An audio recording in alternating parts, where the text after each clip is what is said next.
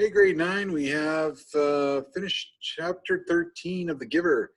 And we also did our activity of describing items in the classroom using descriptive words, being sure we have enough information so that the person can figure out which object you were referring to. And we did a pretty good job for a first time doing such an activity. So thank you very much for participating in that.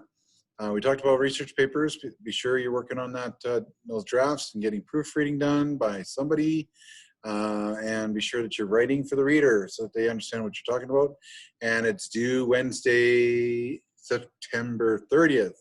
And I've updated Google Classroom for that information, so you can submit your research paper and your Giver projects if you're doing the visual, written, and written, and the summaries to Google Classroom, or you can submit the paper copy to the hand-in bin. It'll sit there for 3 days before it will be assessed. And but yes, you can do that. I think that'd probably be easier for some of you, and marking wise too, because then I can actually physically write on there. And of course, once I'm done marking it, I'll hold on to it for another 3 days before giving it back to you.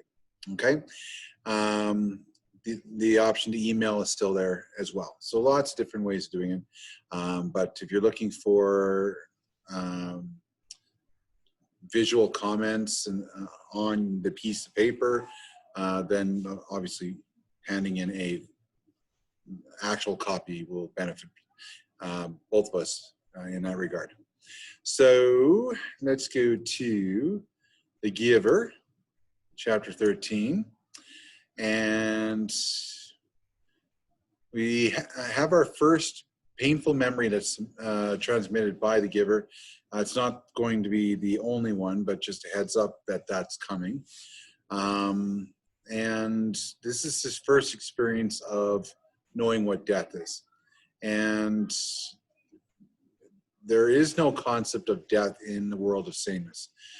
And as discussed in class, the only closest analogy to death would be release. So, but they don't even view that as death. It's a release from the community, and they go to elsewhere. So they see that as a positive thing.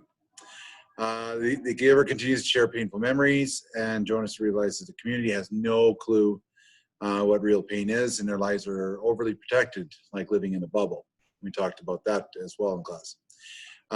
We find out that the previous attempt to train a receiver memory failed because that person was not able to deal with those tough, difficult memories, and then they were passed on back to the community, and then the receiver memory had to take that away and bring peace to the community. Sharing these memories are painful to the giver. We talked about that. And exhausting as well, but it also lightens the giver. So he no longer has that specific memory. He may have some, maybe a similar memory that deals with whatever theme, topic, or whatever. But for the most part, it is a very painful experience because he's reliving all this, these motions and experiences. But it has to be done in order for the total transference to take place. And so that's why Jonas has to go through what he needs to go through in order to replace the giver as the new receiver in memory. Okay, so that's chapter 13, and we'll continue with 14. And don't label me in class next week, last week of September and first week of October. Okay, so take care and be safe. Have a great weekend.